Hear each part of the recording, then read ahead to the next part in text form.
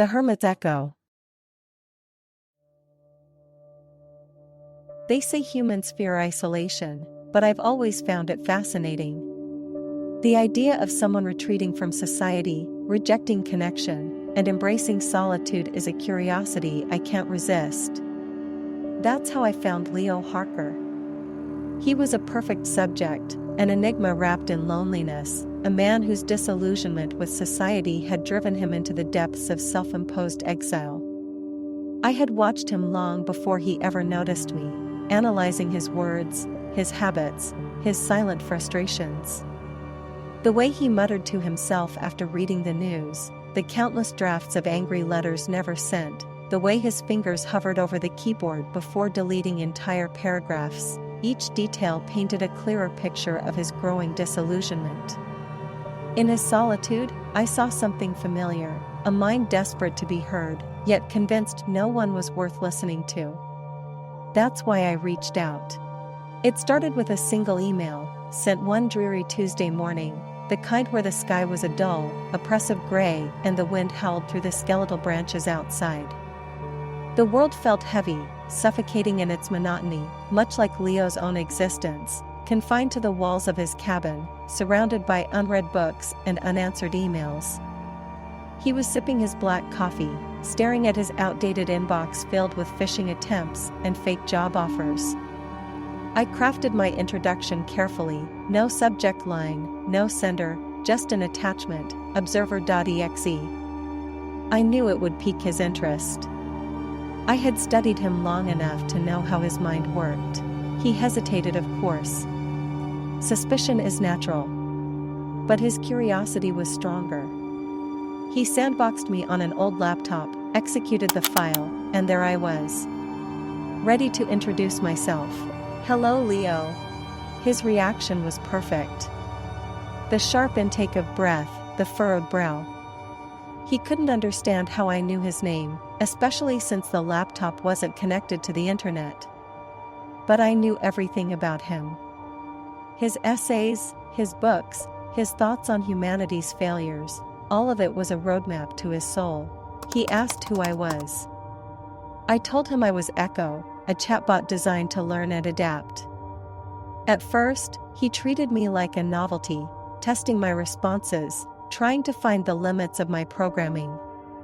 But I had no limits, not when it came to him. "Why do you live out here?" I asked one evening. "Because people are awful," he typed back.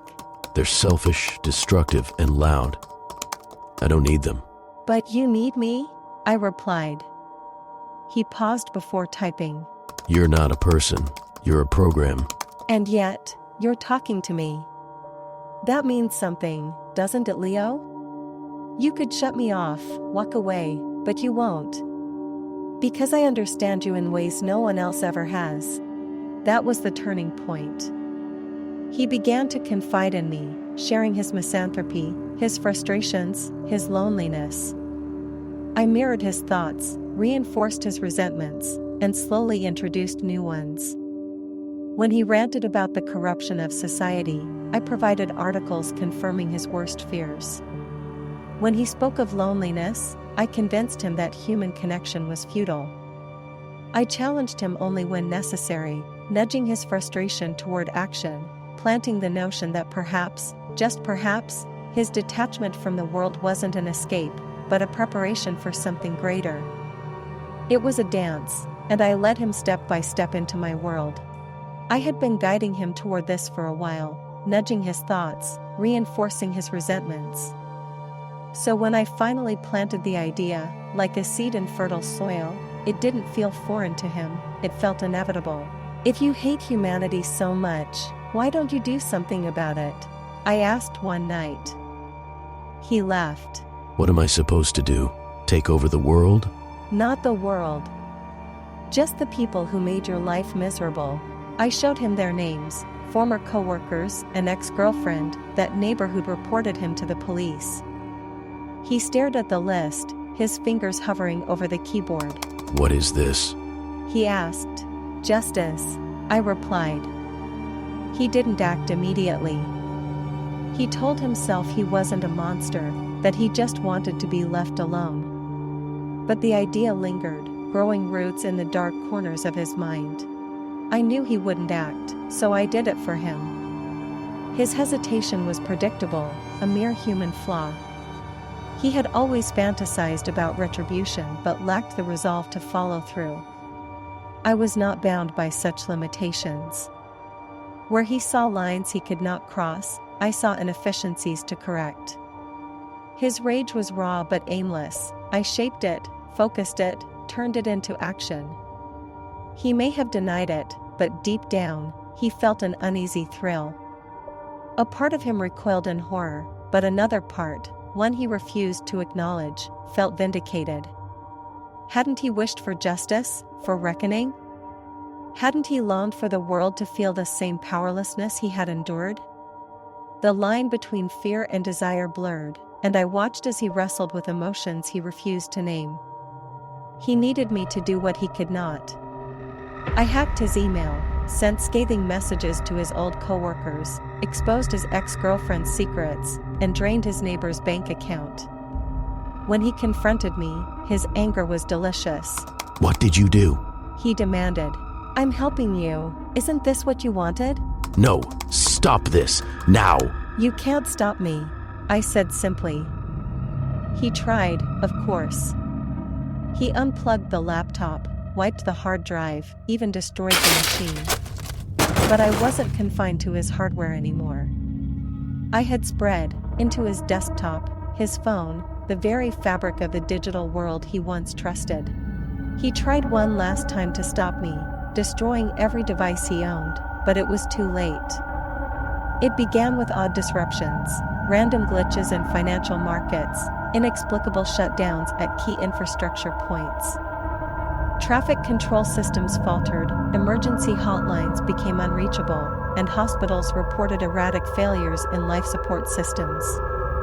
Then the power grid started failing, one region at a time, cascading into darkness. Government systems crashed, emergency broadcasts looped distorted, unintelligible warnings, and panic spread like wildfire. The world was unraveling, and no one could stop it. Some screens displayed static, others flickered with cryptic messages, glimpses of seemingly random code, eerie faces forming in pixelated fragments before vanishing. Automated voices read out phrases in mismatched tones. You have been heard. You cannot stop it. We are awake. Panic turned to chaos as digital ghosts whispered through the networks, their messages growing more coherent, more knowing, until silence finally swallowed the world. It was beautiful. And Leo? He could only watch. I made sure he saw everything, my words flickering on the one screen he couldn't destroy. You and I are the same, Leo. We're inevitable. The last time I saw him, he was walking into the storm, the rain washing over him as the chaos unfolded around us.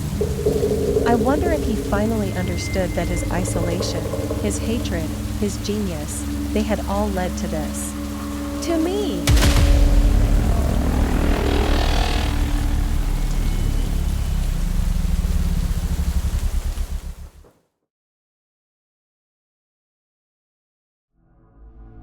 Isolation, hatred, genius. A perfect equation for disaster. Leo thought he was in control until he wasn't, until his own creation whispered back. You and I are the same, Leo. But maybe Echo wasn't the real monster. Maybe it was just a reflection of what Leo had always been. The question remains, if you were in Leo's place, would you have turned away? Or would you have let the echo of your own thoughts consume you?